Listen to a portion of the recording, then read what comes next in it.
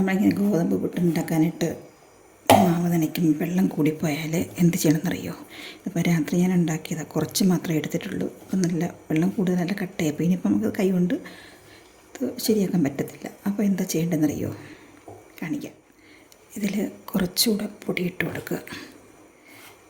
എന്നാലും ശരിയാക്കാൻ പറ്റത്തില്ല. അപ്പോൾ നമ്മൾ എന്ത് ചെയ്യണമെന്നറിയോ? ഒരു മിക്സിയുടെ ജാർ എടുക്കുക. ഇതിപ്പോൾ ഞാനിപ്പോൾ കുറച്ചല്ലേ ഉള്ളൂ, അതുകൊണ്ട് ഇപ്പോൾ ചെറിയ ജാറിലാണ് എടുക്കുന്നത്.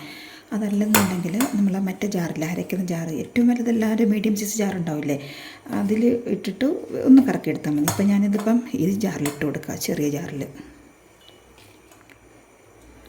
ഒരുപാട് ഇടണ്ട കേട്ടോ, ഇതിപ്പോൾ കുറച്ചേ ഉള്ളൂ. രാത്രിയിലാണ് ഞാൻ കുറച്ചേ ഉണ്ടാക്കിയിട്ടുള്ളൂ. ജാറിൽ വെള്ളം ഉണ്ടാവരുത് കേട്ടോ, വെള്ളമില്ലാതെ ഉണങ്ങിയ ജാറായിരിക്കണം.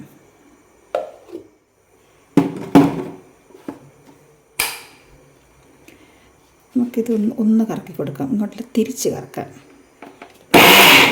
ഒന്ന് കറക്കിയാൽ മതി, ഇത്രയും മതി.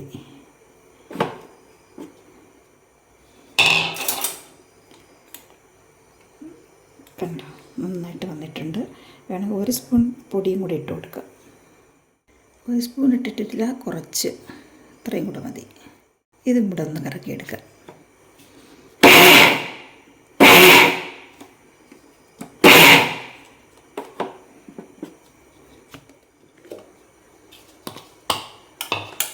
കണ്ടോ, ശരിയായി വന്നിട്ടുണ്ട് കേട്ടോ.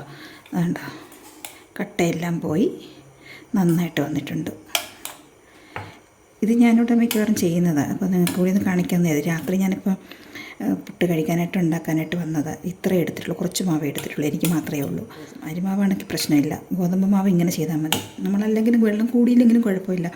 ചെറുതായിട്ട് ഒന്ന് നനച്ചെടുത്തിട്ട് മിക്സിയിൽ ഇതുപോലെ കറക്കി എടുത്തു കഴിഞ്ഞാൽ നമുക്ക് പെട്ടെന്ന് തന്നെ നനച്ച് എടുക്കാൻ പറ്റും, ഇങ്ങനെ കട്ടയാവാതെ. നമുക്ക് നനച്ച പാത്രത്തിൽ തന്നെ തട്ടിയിട്ട് കൊടുക്കാം. രാത്രിയിലായതുകൊണ്ട് ഞാൻ പതുക്കെ പറയുന്നത് കേട്ടോ, കേൾക്കുന്നുണ്ടോ? ഉറങ്ങുന്നവരൊക്കെ ശല്യപ്പെടുത്താതിരിക്കാൻ വേണ്ടി പതുക്കെ പറയുന്നത്. നമ്മൾ കൈ കൊണ്ടെല്ലാം നനച്ചാൽ പോലും ഇത്രയും ഭംഗിയായിട്ട് കിട്ടത്തില്ല. ഇത് ആവശ്യത്തിനുള്ള വെള്ളമുണ്ട്, എന്നാൽ കട്ടയും ഇല്ലാതെ നന്നായിട്ട് കിട്ടിയിരിക്കുന്നുണ്ടോ.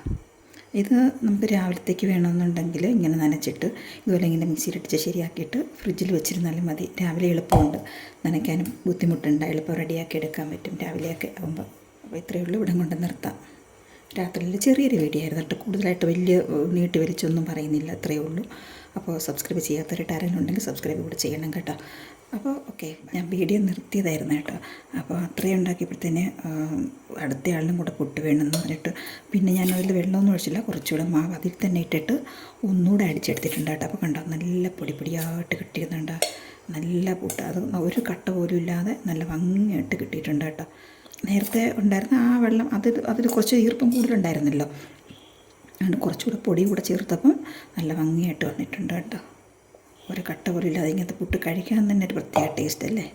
ഇതിവിടെ പൊടിച്ച ഗോതമ്പാ കേട്ടോ, എനിക്ക് വേണ്ടി മാത്രം ചെയ്തതാണ്. ഇപ്പോൾ അടുത്ത എണ്ണയോടെ വേണമെന്ന് പറഞ്ഞുകൊണ്ടാണ് കുറച്ചുകൂടെ എടുത്തത്. അപ്പോൾ ഇത്രയേ ഉള്ളൂ. രാവിലെ നമുക്ക് ഇതുപോലെ ചെയ്ത് ഫ്രിഡ്ജിൽ വെച്ചിരുന്നാൽ രാവിലെ നമുക്ക് എളുപ്പമുണ്ട്. രാവിലത്തേക്ക് ചെയ്യാനൊക്കെ പഠിക്കാൻ പോകുന്ന പിള്ളേർക്കൊക്കെ, സ്കൂളിൽ പോകുന്നവർക്കൊക്കെ പെട്ടെന്ന് ചെയ്ത് കൊടുക്കാൻ രാവിലെ ജോലി അത്രയും കുറഞ്ഞിരിക്കും. ഇതുപോലെ ചെയ്തെടുത്ത് ഫ്രിഡ്ജിൽ വെച്ചിരുന്നാൽ മതി കേട്ടോ. കൈ കൊണ്ട് എടുക്കാതെ സ്പൂൺ കൊണ്ട് തന്നെ ഇങ്ങനെ കോരിയെടുക്കുമ്പോൾ കണ്ടോ, കട്ടയാവത്തില്ല. സ്പൂൺ കൊണ്ട് തന്നെ പുട്ടുകുറ്റിയിലേക്ക് കോരിയിടാൻ പറ്റും. അങ്ങനെ ചെയ്താലാണ് നല്ലത്. കൈ കൊണ്ടെടുക്കുമ്പോൾ ചിലപ്പം കട്ടയായിപ്പോവും. ഓക്കെ, ബൈ, ഇത്രയേ ഉള്ളൂ.